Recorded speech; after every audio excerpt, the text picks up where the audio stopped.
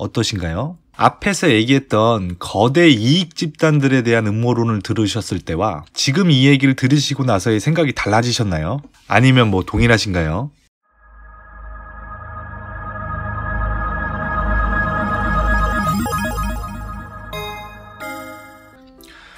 예, 안녕하세요. 소설가 DC입니다. 오늘도 여지없이 찾아왔습니다. 지난 시간에 이어서 코인 시장과 주식 시장에 숨어있는 여러 이익 집단들에 대한 음모론 썰을 계속 이어나갈 건데요. 언제나 그랬듯이 재미를 위한 구라썰일 뿐이니까 가볍게 들어주시면 감사하겠습니다. 이번 영상의 이야기는 지난 영상, 오른쪽 상단부의 영상 보이시죠? 그 뒤를 잇는 이야기니까요. 이전 영상을 못 보신 분들은 한번 보시고 이 영상을 이어보시기를 추천드립니다. 그럼 이제부터 정부, 기관, 언론 등 여러 이익 집단들이 자신들의 이득을 취하는 자신들만의 윈윈 전략을 수행하기 위해서 행하는 행위들을 보시게 될 건데요. 여기서 중요한 것은 이들이 여론을 최대한 악화시키지 않으면서도 자신들의 이득을 취하는 방향으로 유도하는 엄청난 플레이들을 보시게 된다는 점이죠. 영화 내부자들의 유명한 대사 있지 않습니까? 대중은 개돼지입니다 라는 유명한 대사가 떠오를 수도 있을 것 같네요. 여튼간에 한번 시작해 보겠습니다. 지난 시간에 17년 12월 11일 최종땡 금융위원장이 기자 간담회에서 암호화폐는 폰지 사기이다, 가상통화 거래소 인가 선물거래 도입은 안 된다 라면서 비트코인 거래 전면 금지를 포함한 규제안을 검토 중이다 라는 발표를 하였다라고 말씀을 드렸었는데요. 이때부터 가상화폐의 시세는 정말 춤을 추듯이 등락폭이 커지게 됩니다. 주식으로 비유하자면 2018년도에 대북주 있지 않습니까? 뉴스 호재 하나 나오면 슈팅 나오고 악재 뜨면 폭락하고 막 그랬었잖아요. 그거보다 몇 배 정도 더 등락이 컸다고 보시면 될 것 같습니다. 정말 보통 사람들은 현기증을 느낄 정도로 시세가 출렁거렸으니까요. 그러면서 언론에서도 가상화폐 뉴스가 쏟아지고 국민청원도 나오고 어떻게 보면 초미의 관심사로 가상화폐가 이슈화가 된 거죠. 그리고 17년 12월 20일 날 정부는 가상통화 관련 긴급대책 후속 조치를 발표하기에 이릅니다. 주요 거래소 가상계좌 발급 중지, 주요 거래소 신규 가입 일시 중단을 선언한 거죠.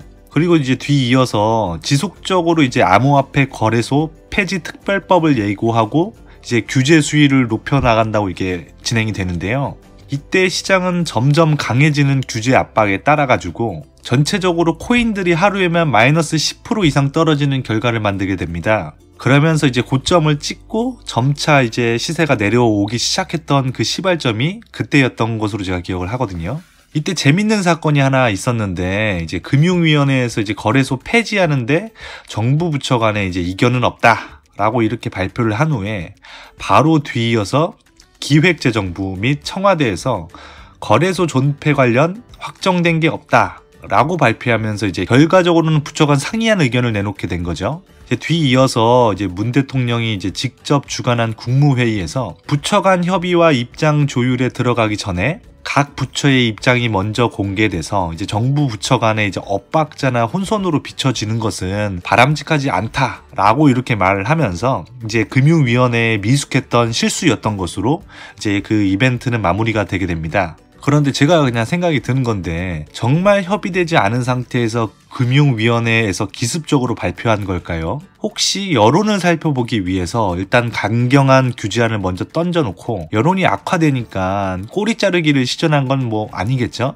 어쨌거나 이후 정책 방향은 거래소 폐쇄 같은 강경 규제안은 결국 시행되지 않고 실명 인증, 거래소에 매칭된 은행권 계좌를 통해서만 거래할 수 있게 하거나 또는 학생, 주부, 무직 등 별도 수입원이 없는 대상에게는 신규 계좌를 제한하는 등 신규 투자금 유입을 규제하는 방향으로 규제 정책이 선회하게 됩니다. 즉 강제로 시행하게 되면 바로 여론에 부딪힐 수 있는 강경한 규제안들은 철회하는 방향으로 가면서 신규 투자금을 어떻게 보면 컨트롤하면서 거래소를 고사시키는 방향으로 가게 되는 거죠. 처음에는 이제 가상화폐에 대해서 이제 대중의 관심도 많고 이제 그 가상화폐 정책 하나하나에 대중들이 이제 민감하게 이제 반응하다 보니까 이제 정부도 강경한 대책을 써봤다가 이제 그에 따른 여론이 거세지면 잠시 좀 달래는 약간 완화를 하거나 뭐 이런 식으로 어떻게 보면 이제 가상화폐에 대해서 적극적인 태도로 이제 가상화폐 정책을 펼치게 되는 거죠. 하지만 여러 이슈로 인해 가지고 이제 사람들의 관심이 시들시들해지고 그러면서 신규 투자 자금이 유입될 수 있는 구체적인 정부 후속 정책들도 시들시들 나오지 않는 상황이 됐죠. 주식을 좀 하시는 분들은 좀 잘 아실 거예요. 그 거래량의 중요성과 신규 투자금의 유치로 인해서 이제 그 손바뀜이라고 표현을 하는데 그런 손바뀜의 중요성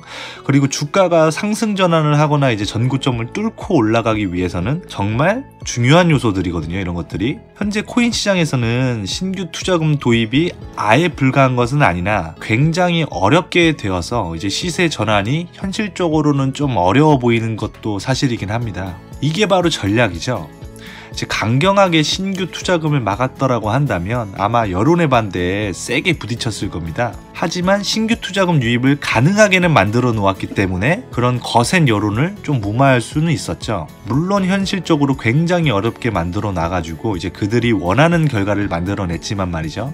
정부가 규제안으로 강경하게도 컨트롤했다가 뭐 유하게도 컨트롤했다가 이렇게 대중의 여론에 맞춰 외줄타기를 하는 동안 언론이라는 집단은 자신들의 이득을 취할 수 있는 다른 방식을 사용하게 됩니다. 잠깐 이전 영상에서도 제가 말씀드렸듯이 이러한 이익 집단들의 목표는 명확합니다. 다른 신규 시장이 아닌 제도권 안에 편입된 유동시장으로 이제 투자금이 들어와야 돼요. 그러니까 대표적으로 이제 유동시장 하면 주식이죠. 거래세금을 걷고 공매도의 특권을 가지고 있으면서 자신들이 유리하게 승기를 갖고 합법적으로 운영할 수 있는 시장 또는 너무나 자연스럽게 그렇게 분위기가 형성되어 있는 그 시장 그런 시장에 신규 투자금이 계속 유치되어서 들어와야 돼요. 자신들이 기득권을 갖지 못한 잘 모르는 세금을 거둘 수 없는 시장으로 신규 투자금이 계속 빠져나가는 그런 현상이 발생하면 안 된다는 말이죠. 어쨌거나 언론 쪽에서 행했던 플레이로 돌아가서 말씀을 드리자면 언론이 의도했던 목표는 이거였습니다.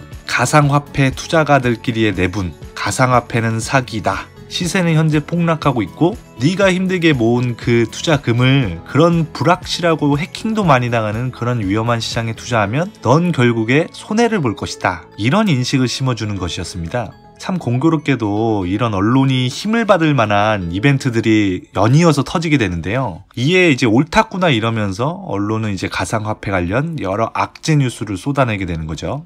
물론 이들도 강경한 어투로만 자신들의 주장을 펼친 게 아니에요. 예를 들어서 말씀을 드리면 이제 18년 1월에 암호화폐의 신규 계좌 개설이 막힌다라는 뉴스가 나오고 이제 시세가 폭락이 됐거든요. 이제 그때 당시 이제 투자가들은 이제 명확하지 않은 뉴스로 이제 가상화폐 시세에 영향을 줬다라고 이제 주장을 하면서 이제 해당 뉴스 기자를 고소하겠다라는 이제 댓글이 줄을 잇게 됩니다. 그러니까 그 언론사에서 이제 신규 계좌가 막힌다라는 표현이 아닌 신규 계좌 개설이 어려워진다로 바로 내용이 바뀌게 됩니다. 근데 또 웃긴 건 여기에 이제 이 뉴스를 본 투자가들은 또 환호를 하면서 또 안심을 하면서 또 시세가 반등하기를 기다리게 되는 거죠. 어떤 느낌인지 좀 느껴지시나요? 그 언론들도 정부가 행했던 것처럼 강경하게 던져보고 여론이 안 좋으면 살살 기사의 어투나 어감 등을 바꾸면서 여론 악화는 막고 가상화폐에 부정적 인식은 심으려고 하는 거죠. 즉 그걸 보는 우리 대중들도 아까 말씀드렸던 대사들처럼 약간 개돼지처럼 행동했던 부분이 없지 않아 좀 있는 것 같기도 하네요. 뭐 어쨌거나 이때 JTBC의 가상화폐 토론, SBS 그것이 알고 싶다 등 여러 언론에서도 이제 방송을 기획하면서 분위기 조성에 한몫을 했었죠.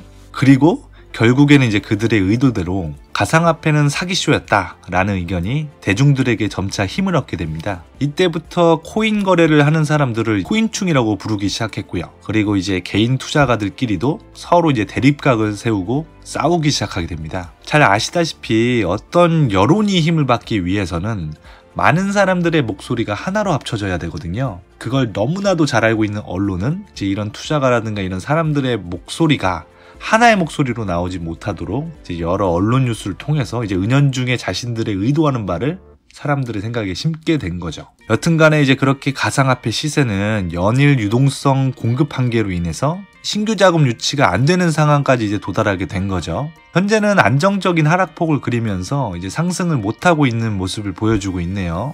자, 이렇게 들으시니까 어떠신가요? 여러 이익 집단들이 이제 코인 시장을 강제로 죽이고 사람들의 생각을 억지로 호도했구만, 이렇게 생각하시나요? 아니면 뭐야 이 코인충, 자기 코인 가격 떨어지니까 이제 막 남 탓하고 있네, 시나리오 쓰고 있네, 이렇게 생각하시고 계신가요?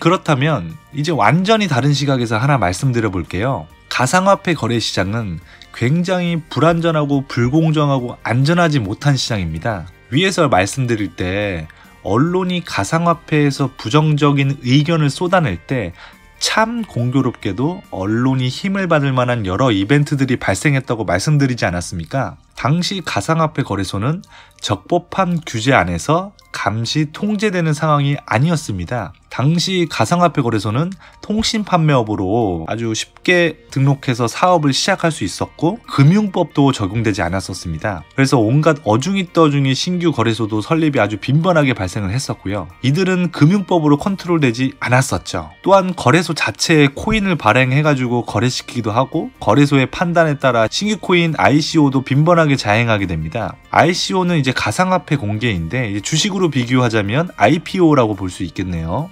주식시장에 상장하기 위해서는 이제 상장 조건을 준수해야 되고 상장한 후에도 그 상장 조건을 준수하지 못하면 상폐되는 주식시장과 비교했을 때는 사실 이런 것들이 말도 안 되는 거죠.